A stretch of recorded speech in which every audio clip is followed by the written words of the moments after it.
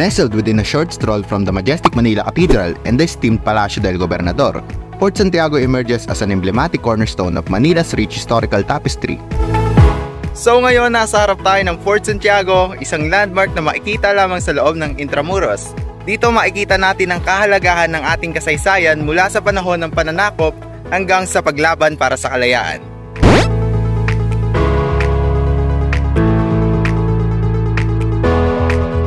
Simulan natin ang paglalakbay natin sa Plaza Moriones, isang malaking espasyo na bumubungad sa ating pagpasok sa Fort Santiago. Ito ay ipinangalan sa Spanish Governor General na si Domingo Moriones at dati itong lugar ng mga military drills at parada.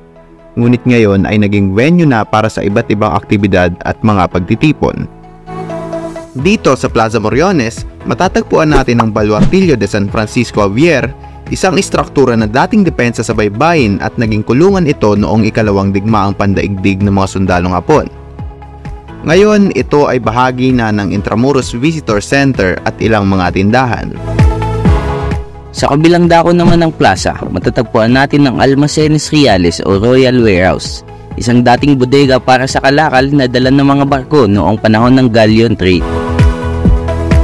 Ang mga matitibay na stone arches na suporta para sa ikalawang palapag ay nanatili pa ring buo, na kung saan makikita ang kalakasan ng tradisyonal na arkitektura nito. Hanggang ngayon, ang mga strukturang ito ay patuloy na nagpapamalas ng kagandahan at tibay ng arkitektura ng nakaraan.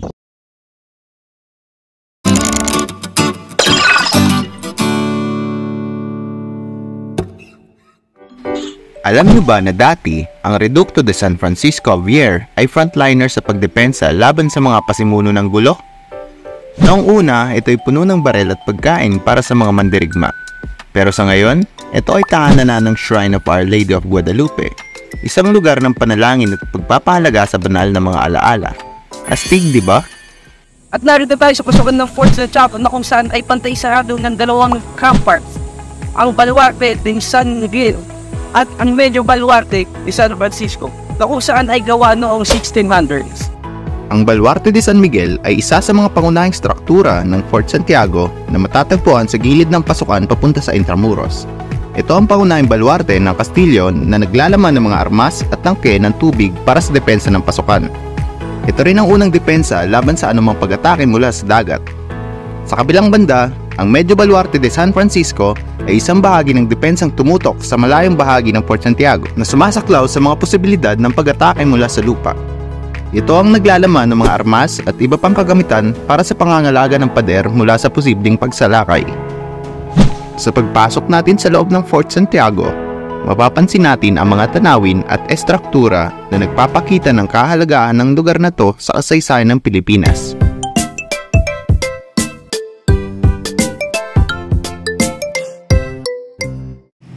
At habang tayo ay naglilibot sa loob ng Fort Santiago, narito ang isang trivia tungkol sa lugar na ito.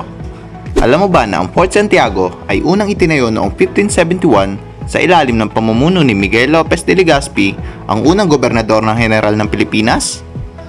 Ito ay upang protektahan ang lungsod ng Maynila mula sa mga pananakop at pagsalakay.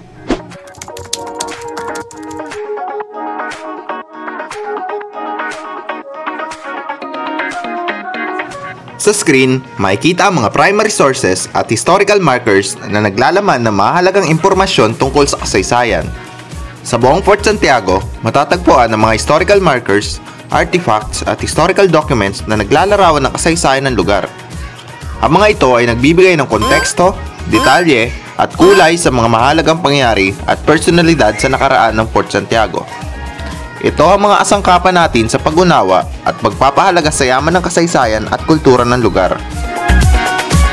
Bukod pa rito, ang mga estatwang ito ay hindi lamang dekorasyon, kundi mga living reminders ng mga bayani at leader na nagpamalas ng tapang at dedikasyon para sa kalayaan ng bansa. Sa aming paglalakbay sa Fort Santiago, hindi namin maiiwasang lumingad ang kahalagahan at kagandahan ng lugar bilang isang pinakamahalagang landmark sa kasaysayan ng Pilipinas.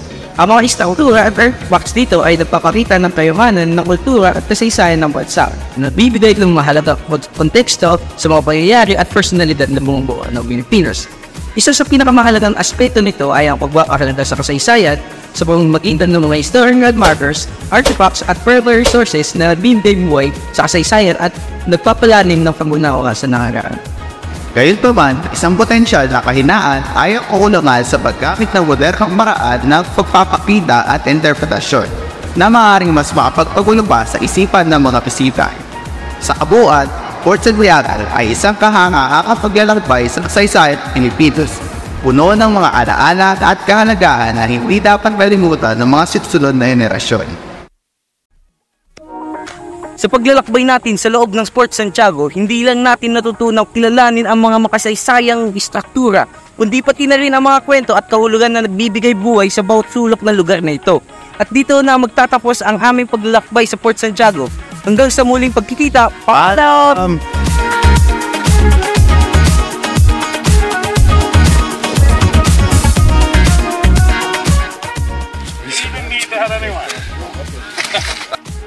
Kumusta mga kaibigan? Ako nga pala si Norbert Cabasan. Ako nga pala si Reynald Paltavero. Kasama niyo kami sa panibagong paglalakbay patungo sa masalimuot na kasaysayan ng Pilipinas. Ngayong araw, tarnatuklasin natin ang isa sa mga pinakamahalagang lugar ng Himagsikan, ang Praia Pugat Lawin Shrine At ang monumento ni Andres Bonifacio.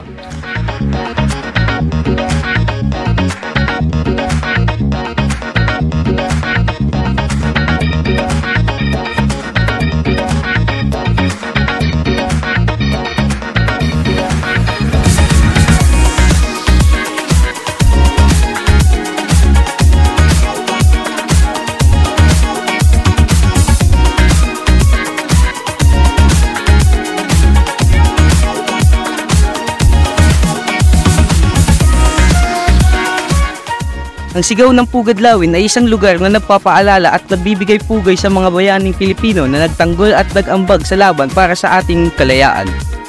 Sa mismong kalagitnaan ng Cloverleaf sa Balintawak, matatagpuan ang monumento ni Andres Bonifacio. Makita mo rito ang hawak na itak, simbolo ng pag-angat at paglaban na sumasalubong sa bawat bumibisita. Bago natin alamin ang iba pang impormasyon tungkol sa lugar na ito, tara't balikan muna natin ang mahalagang yugto ng kasaysayan ng Pilipinas. Noong Agosto 1896, dito sa Balintawak, nagkaroon ng isang pagtitipon kung saan ang mga bayani ng ating bansa sa pangunguna ni Andres Bonifacio ay nagpahayag ng kalayaan laban sa pananakop ng mga Kastila. Tinanggap nila ang hamon ng paglaban at dito mismo sa lugar na ito ay nag-umpisa ang kilusang revolusyonaryo ng Katipunan. Alam mo ba na isa sa mga pangunahing leader ng Katipunan na si Andres Bonifacio ay kilala rin bilang ama ng himagsikan? Siya ang nagtanghal ng isang makabuluhang liderato sa paglalaban para sa kalayaan ng Pilipinas laban sa mga Kastila. Sa kasalukuyan, matatagpuan ang singaw ng Pugad Lawin Shrine sa loob ng Balintawak, Cloverleaf dito sa Quezon City. Napakakomplikado, ngunit napakaganda naman ang disenyo ng Balintawak Cloverleaf. Ipinapakita nila ang kasanayan sa arkitektura at infrastruktura na nagbibigay ng estetikong halaga at kasanayan sa pag-aalay sa trapiko at pag-konekta ng mga kansada. Sa aming pagnaroon mo, napakahalaga talaga ng Pugad Lawin Shrine dahil ito ang nagpapakita sa atin ng mahalagaan ng ating kasaysayan at lalo mag-aasa para sa akin ng pabasa. Pero hindi pwede kalimutan kung may mga pagkakaiba at hindi pagkakasibo sa mga detalye ng kwento dahil na-examine sa kung okasyon ng kahit o Pugad Lawin sa Balintawak. Sa kabila ng mga ito, mahalaga pa rin na magkaroon tayo ng respeto at pag-unawa sa iba't ibang pananaw tungkol sa kasaysayan. Ito ay para hindi lang tayo magkaroon ng mas malawak na kaalaman, kundi pati na rin magkaisa bilang isang bansa. Kapag tinanggap natin ang mga iba't ibang kwento ng kasaysayan, mas matututo tayo at mas pauunawaan ang ating nakaraan. Kaya handa tayong harapin ang kinabukasan ng may pag-asa at lakas.